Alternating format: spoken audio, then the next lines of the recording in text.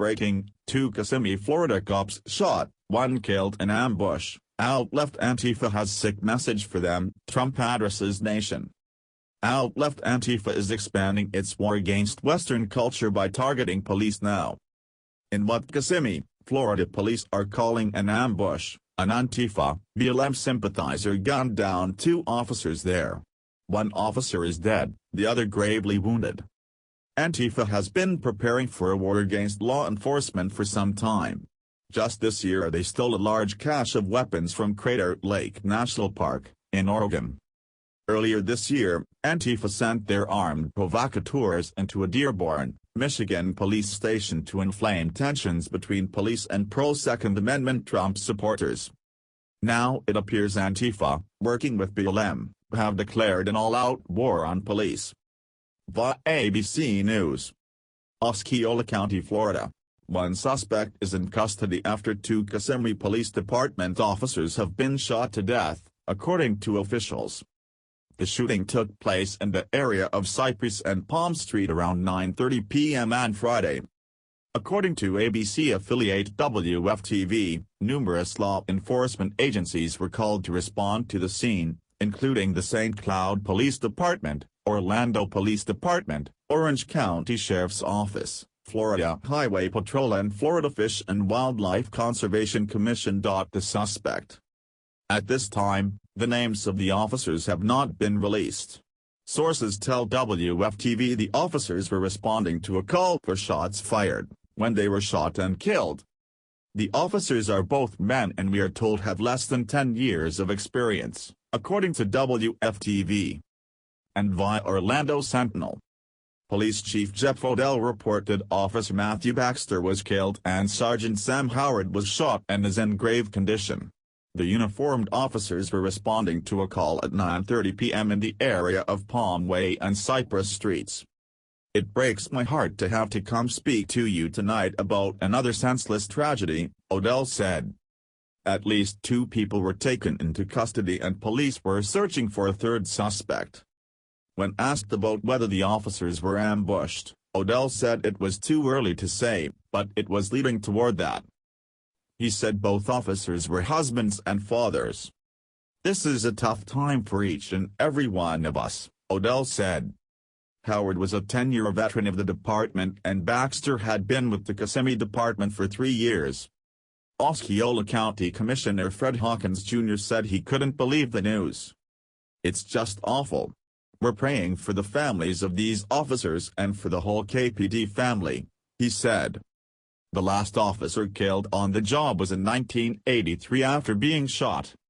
Information about those in custody was not immediately provided. Carlos Santiago, 37, was driving with his wife and daughter back from dinner on International Drive when they saw dozens of patrol cars speed past them on Orange Blossom Trail. They were just flying, he said. It was pretty obvious something bad had happened. The area where the shooting happened is in McLaren Circle.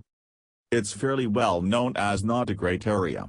It's pretty run down compared to the rest of the city and it's known for having more crime, Santiago said. FHP said there was heavy police activity in the area and told people to avoid the area. There was also a large police presence at Roscoe's late Friday. While the media waited for Odell to address the public in front of the emergency entrance at Osceola Regional Medical Center, 2 women were being escorted out of the building by 2 police officers. They were both crying and huddled before they saw the lights and cameras outside and dashed back into the building. At least 4 Osceola deputies were stationed by the south entrance to the hospital, wearing body armor and carrying heavy guns, standing next to their patrol cars. Alexis Nieves, 27, was driving to see a friend when she got stopped at a red light on Orange Blossom Trail and US Highway 192. She saw a few cop cars then dozens started arriving to the intersection.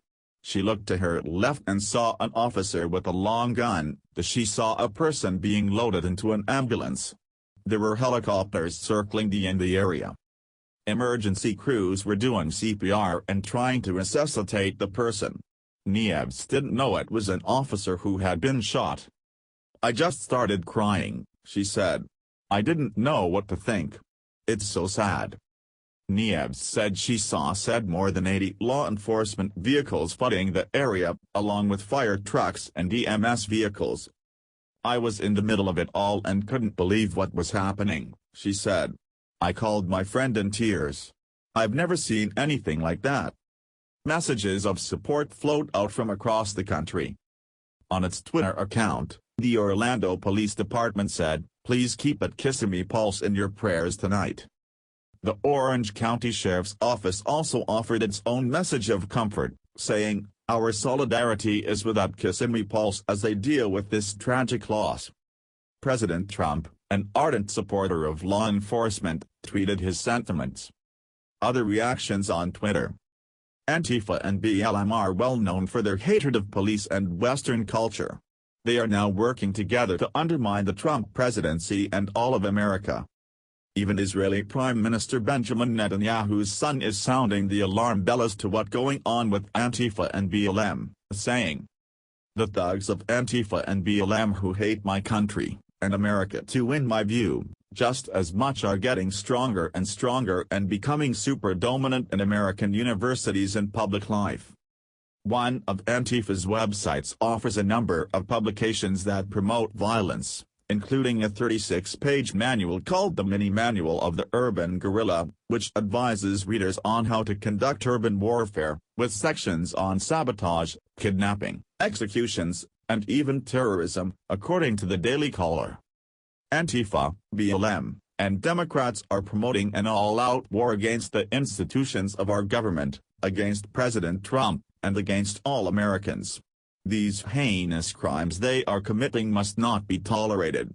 It's time to stand up and deal them a death blow by speaking truth to their treasonous and terrorist acts. Share this if you believe Antifa should be designated a domestic terror organization.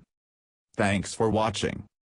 Please subscribe Breaking News 365 channel.